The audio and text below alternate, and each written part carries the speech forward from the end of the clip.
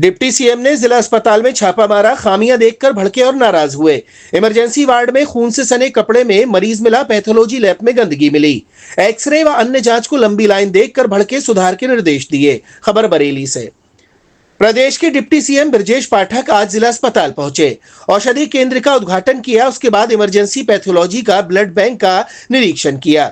Emergency ward में भर्ती मरीज के खून से सने कपड़े देखकर डिप्टी सीएम नाराज हुए, बोले इन्फेक्शन फैल जाएगा। डिप्टी सीएम ब्रजेश पाठक ने देखा कि ज्यादातर मरीज सांप काटे के आ रहे हैं, वैक्सीन की कोई कमी नहीं है। उन्होंने जिलाधिकारियों से ग्रामीण क्षेत्रों में सतर्कता बरतने के निर्देश दिए। कुत्ते काटे के मरीजों की ज्यादा संख्या में आ रहे हैं, आवारा कुत्तों की घर पकड़ के लिए अभियान चलाया जाए। पैथोलॉजी लैब गंदगी देखकर भड़क गए, बोले इन्वेंटर और कंप्यूटर के पास पानी और साबुन रखा देखकर नाराज हो गए। इमरजेंसी में जाकर रजिस्टर चेक किया, मरीज आते हैं तो रजिस्टर में चढ़े हैं या नहीं। डिप्टी सीएम ने देखा कि एक्सरे विभाग में मरीज को काफी लंबे समय से इंतजार करना पड़ता है। इसके लिए उन्होंने फटकार लगाते हुए कहा कि आप लापरवाही नहीं चलेगी, किसी भी सूरत में मरीज को लंबा इंतजार नहीं करने देना है। जिम्मेदार व्यक्ति के खिलाफ कड़ी कार्रवाई की जाएगी, कोई तकलीफ ना हो इसका भी विशेष ध्यान रखा जाए। जिला अस्पताल में हृदय रोग विशेषज्ञ की कमी को देखते हुए डिप्टी सीएम ने कहा कि जिलाधिकारी और सीएमओ डॉक्टर विश्राम सिंह के सहयोग से मैं जल्द एक पद भरने का निर्देश दिया है। 300 बेड पर अस्पताल चलाने के मामले को लेकर उन्होंने कहा कि जल्दी इसको चलाया जाएगा और जिलाधिकारी और मुख्य चिकित्सा अधिकारी को यह अधिकार है कि वह संविदा के आधार पर डॉक्टर्स की नियुक्ति कर अस्पताल को सुचारू रूप से चलवाएं। डिप्टी सीएम ब्रजेश पाठक ने कहा कि संस्थागत प्रसव होना बहुत जरूरी है।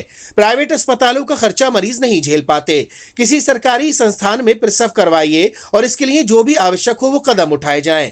अब लापरवाही किसी कीमत पर बर्दाश्त नहीं की जाएगी। सरकार के पास न दावों की कमी है और न व्यवस्थाओं की कमी है। प्रत्येक व्यक्ति को अपनी ड्यूटी निभानी होगी और जनता को सरकार द्वारा दी जाने वाली सुविधाओं का पूरा लाभ उठाने दिया जाएगा।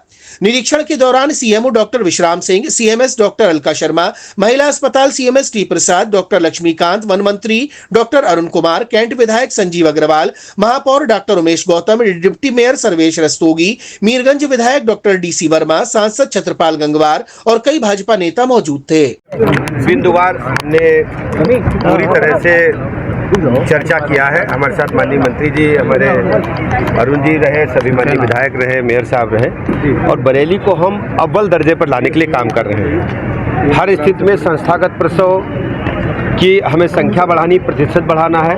100% संस्थागत प्रसव हमारे अस्पतालों में हो, इसको सुनिश्चित करने के निर्देश दिए हैं। इसके अलावा जो हमारे अस्पताल परिसर उनको साफ सफाई का ध्यान रखा जाए। गर्मी के सीजन के लिए मरीजों के, उनके परिजनों की सुविधा के लिए ठंडा पानी और स्ट्रेचर, व्हीलचेयर उपलब्ध हो। सभी दवाइयां हमारे पास उपलब्ध हैं। जो चिकित्सकों के पद रिक्त हैं, जिलाधिकारी महोदय और मुख्य चिकित्सा अधिकारी महोदय को यह अधिकार है कि वॉक इन इंटरव्यू के माध्यम से तत्काल भरें।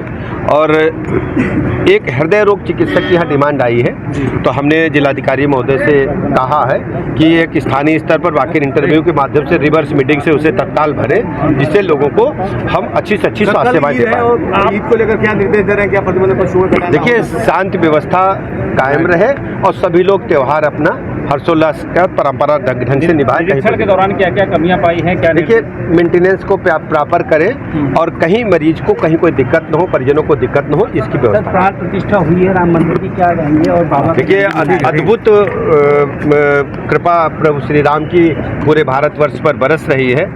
रामलला स्वयं पहले बाल रूप में विराजमान हुए अयोध्या धाम में, अब रामलला पूरे परिवार के साथ प्रभु श्री राम माता सीता के साथ विराजमान हुए हैं।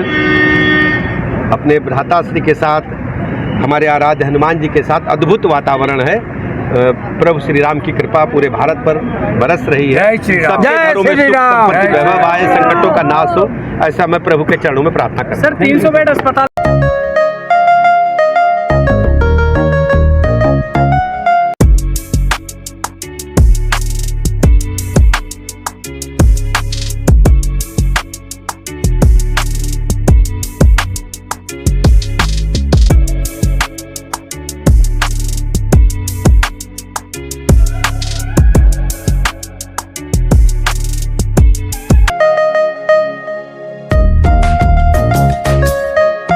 आपको हमारा वीडियो पसंद आया हो तो इसे लाइक, शेयर और सब्सक्राइब जरूर करें। देखते रहिए SKS 24 न्यूज नेटवर्क।